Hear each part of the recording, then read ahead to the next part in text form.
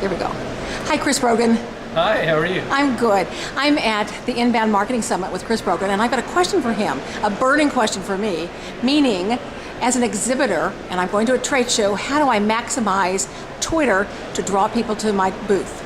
So that kind of experience of using Twitter before regarding an event really starts before going to the event. And what I would do is I would do search.twitter.com and start looking up the name of the event, looking up the city where you're going to be, and start doing your research ahead of time. As an exhibitor, of course, the whole goal is if you're prepared, you get better turnover at your booth, you get better chance to close something there, or at least start the conversation and bring it with you. So if you go to search.twitter.com, look for the name of the event, look for the city where you're going to be, find the local Twitter users, because if you're going to use Twitter, you have to have that ahead of time.